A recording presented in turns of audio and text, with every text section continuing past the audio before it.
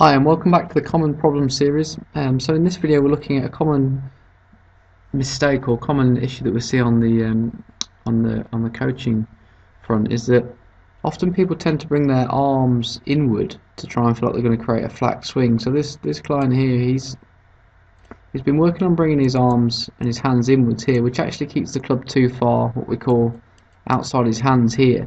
And ultimately this is going to result in the shaft going up very steep, and it also affects on how his legs and his body moves.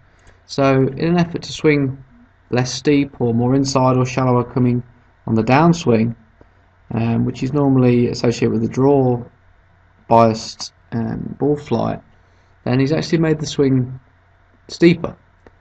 And what results in when he comes down, he tries to get the club inside with this little inside move with his arms, but again that actually steepens the club even more. So now the club's coming down quite vertically, which has to be kind of undone at the bottom of the swing, requiring compensations, adjustments to the shaft and the body, which ultimately give less consistency and make it harder to get the results that you'd want more often. So in this rehearsal here, really what we've worked on is moving the club head first, and it feels like he keeps his arms out and the club goes in. That's really his rehearsal. If I just wind this back a little bit further, is doing this, looking up in the mirror to help his body, moving the club head first and inward onto his hand line, while his arms don't actually go in, they just stay in the same place rather than going behind him. And this would result in a very different shaft position at the top of the swing here. Then he brings it back down into the same place it started, in terms of his concept of what inside is. So then, now when he makes his swing, the club moves onto his hand line much better. Top of the swing looks very different with the shaft angle now when compared to the original. And also that's a different influence on what his body and his legs do.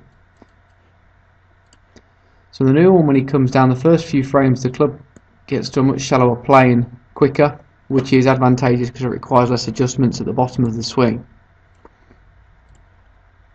So then when Terry comes through, it's easier for him to do what he needs to do and has less adjustments, like I say, at the bottom of the swing, and gives him a much better strike more often. Okay, looking at the front angle, again Terry's stance and posture has improved a lot. Now as we look at his original one, because of where his arms were going, it actually pulls his body into the wrong hitting shape with his hips, knees and spine angle, and makes his left foot lift off the ground at the top of the backswing, as you can see here, which makes the whole swing very unstable because the lower half's quite unstable. So the new one, due to the different takeaway or concept of what he's trying to do and where his arms should go on the way back, it completely changes how his body moves. So a very different look here, and with the arrangement of his body.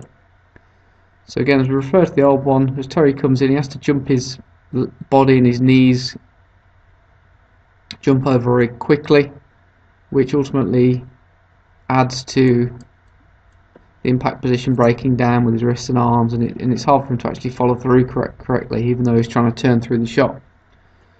So new one, when he comes in, it's a much simpler route and position back in with his body, hitting like this, which is a stronger hitting position here, both body, legs and arm structure, and then you can follow through a lot easier with a very different kind of leg action on the way through.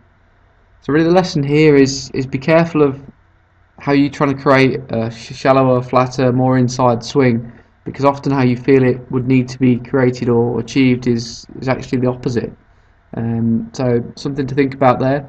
Hope this video helps, and look forward to seeing you soon.